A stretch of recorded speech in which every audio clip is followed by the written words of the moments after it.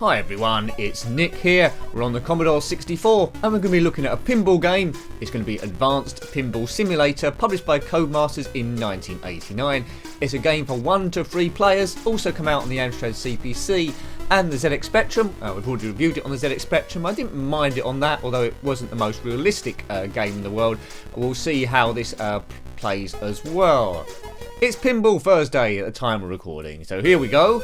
Quite a wide body table, one would say. You can't do both flippers at the same time, either one or the other. That's a bit weird. So we've launched the ball.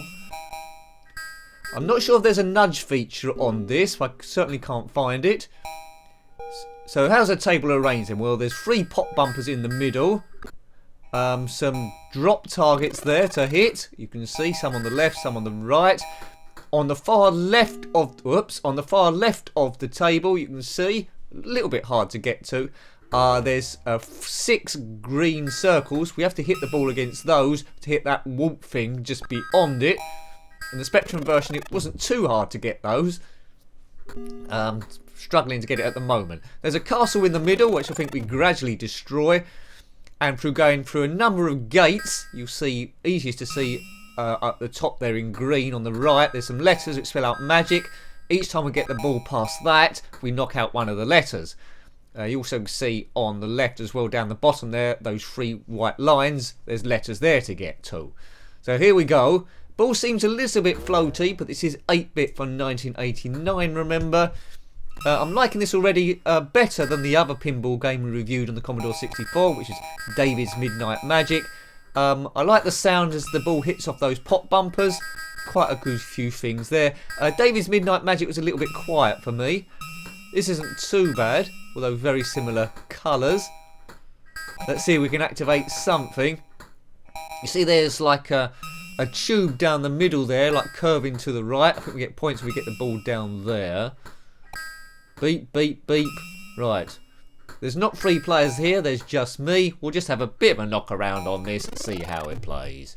There's quite a few pinball games on the Commodore 64 I can look at. I'm not sure if any of them are any good, but we'll soon find out. This one is the best one I've seen so far, but that's not saying much because you've only seen 2. My favourite pinball game by Commodore, it has to be on the Commodore Amiga, would be the Pinball Dreams and Pinball Fantasies. They didn't come out on the Commodore 64, but I'm not sure. I think there was a project a little while back to bring those to Commodore 64. I don't know how far that got or whether it got to full fruition. If you know, then let me know. Be interested to see how that plays on the Commodore 64, if indeed they did complete it, because it was a classic game on the old Commodore Amiga. So the physics are quite questionable on this, but it's acceptable, I should say. I don't know if there's a way to nudge the table. Let's have a look here. Set the ball in play. Well, we know how to play pinball. Yes, bonus ball every 10,000 points, which I'm not sure we're going to get to. I like the way those balls are flying around, so just the flippers and the spacebar, cute quits. There is no nudge on this table, so I wasn't expecting it. Nice jolly music here. Spectrum didn't have that, to my knowledge. Right, player 1, get ready. Ding, ding, ding, ding, ding, ding, ding. We have a few games here. So Codemasters did like their simulators, didn't they? Go Codemasters. You know, Spectrum game plays a bit differently to this one. Yeah. There we go.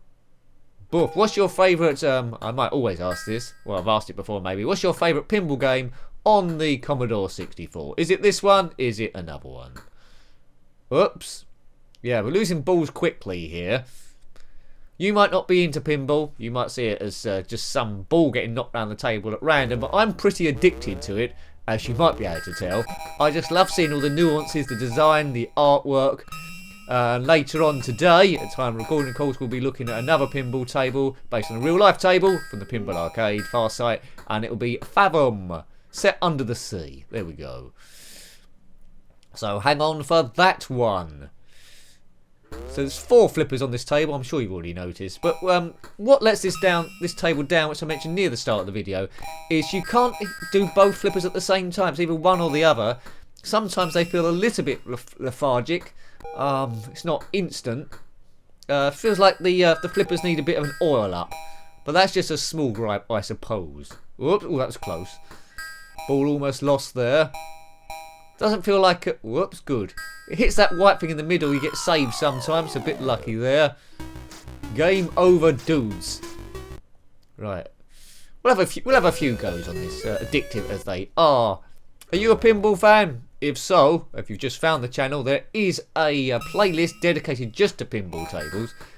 Mainly PS4 and PS3 pinball in there, but there is a spattering, I think, of Game Boy Advance, Spectrum, and now Commodore 64. There might be some PlayStation 1. I've got a pinball game on my phone, actually. My phone's probably ancient now, 6-7 years old. It's an iPhone 4, but I did have the original games I downloaded onto it, and one is there is a pinball simulator on there, so we might look at that in the future. I don't know. I think the Wild West table on there comes free with it. Whoops! Oh, that was lucky again. Bing bong bang. So you've pretty much seen all this table has to offer, really. I'm really struggling getting the ball down the left-hand side up the top there to hit those circles. Would like to do that. And then blast that red thing behind it. I don't think it's going to happen. On the Spectrum version, I used to be able to hit that quite a bit. But look at the gap between that flipper on the left and the targets either side. You really have to thread that through. And the only way to do it is get it right late on that flipper on the left, the bottom flipper. And I think it's too delicate to do that. So you need some lucky ricochet. And I'm not talking about an Irish fellow, but we're talking about a proper ricochet.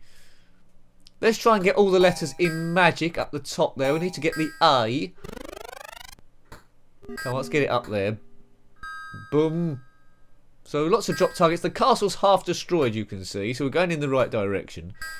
Looks more like some sort of igloo now. Come on, go in A. No, go in A. Come on, we want it to be magic A. Oh, man, so close. Oh, man. Oh for an electronic magnet to put the ball where I want it to be. Yeah, oh, I thought it was going to hit it then. Almost. Come on, get the A. A. There we go, we got it. So that's been replaced by another mission now. There's 6 asterisks rather than letters. You see there's a blue book that's appeared. That must be a spell book, I presume. So we need those asterisks to release the spell. So we've got to do it all again. Might be beyond my skill set here. This is only the first time I've played the game. On the Commodore 64, that is. Come on. Right, I've got 3 left to do. You're getting excited? I bet you're not. Right, 2 left to do. There'll be some amazing spell and lots of money will fly out, I'm sure. And we'll all be billionaires. Hang on, we might be billionaires. Disclaimer, we might not be billionaires, don't sue me. 8-bit pinball, 1989. Codemasters made quite a few games, but their favourite games really for me. I love the Dizzy games, but the favourite game for me is when we hit the PlayStation, we did Toca Touring Cars 1 and 2. They were brilliant. I spent hours on those. Bing, bing, bang. It was a really big step forward in racing, those games. Seem quite ancient now, but at the time it was great. Okay, look, I don't think I'm going to get those last two. Oh, look at that. We've just got 1 left to do. I think there's going to be some Harry Potter style magic that's going to be here. There we go. So the castle's now just got 2 bits on as we hit the targets. This could be the last ball. I'm not sure this is the last ball or not. This goes lasting quite a long time. We've had a few bonus balls that have happened here. Ding dong. In. Castle's almost destroyed. They say a man's home is his castle. I don't know who says that. I think I might make that up. Each time you get a row of targets, it seems to take a layer of the castle away. This game's going on forever. Ball 3. Player 1, ball 3. How long's this review been going on for? I'm running out of stuff I can say about this table. They're always going to be a little bit basic, the 8-bit tables. But this has got quite a lot going on it. I think you would go back to it a few times for a bit of fun. It's not super interesting compared to the PlayStation 4 tables, but it never will be. So it's a bit of... Oh, almost got up there then. So it's a bit of retro history for you. I haven't seen the Amstrad CPC version. If you have, let me know. Does it play similar? Got similar colour? Spectrum and Commodore 64 table, as far as I can tell you, do play a little bit different. Although the layout is roughly the same. Just you seem to have a bit more room to work with on the Spectrum version.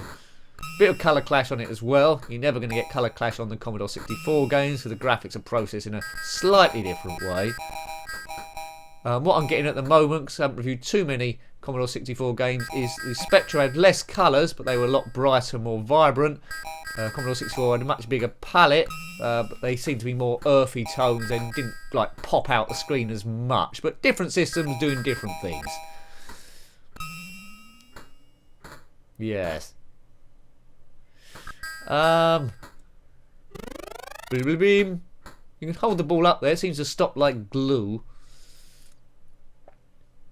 Why does it say ball 2 now? It's going backwards. We might have to deliberately end the review here. I didn't intend it to go on for 100 million, zillion, trillion hours or anything. Be hard to make it go that sort of length of time. Be nice to hit that last asterisk though. That would be good. See if a spell actually turns up. Or to destroy the castle. That'd be interesting, although a bit antisocial. Bing, bang, bong. Would love a real life pinball table. You can buy them, but they tend to be quite costly. Tend to be very costly, actually. And what happens if you get bored with them? Yeah. There's a Batman table I was looking at. I think that was about £3,000 or £4,000 though. Or was it 1,800? Anyway, I get them mixed up. I was looking around. It's all academic really. It's more like window shopping because I'd have no space to put any of this stuff. Ding dang. Whoops. Okay. Right. Yeah, they're starting to jar my ears now, but it's good. It's good sounds. I'm impressed with the sounds that the SID chip could do. Just give you a bit of variety rather than just beeps, which is interesting. Through the U-bend of doom, which we've all been. Whoops. Yeah, this goes going on forever. I think we've got extra ball, some sort of cheat going on or something. But the extra balls are going on forever, and ever and ever and ever, Trevor. How big's that ball? It's tiny. It's like the tiniest of ball bearings, like you used to get in like a Master Maze game, which I had as a kid. Do you remember those? You may be too young for that, but it was basically a ball in a wooden made maze game with holes in it, and it was over that time. Ding, ding, ding, ding. So we had a good old go at that game. I hope you liked having a look at that one. That was Advanced Pinball Simulator on the Commodore 64, published by Codemasters in 1989. If you like watching that, or got any comments or memories or similar games or anything retro, then please put that below. You're always welcome. Creates a bit of life to the channel. If you like what you've seen, you haven't already, please subscribe because that really helps a great deal, more than you can know. If you want to help a little bit more, there's always patreon.com/njenkin, and I'm grateful for any assistance you can provide. Until next time, take great care of yourself and are very fond. Goodbye. Goodbye.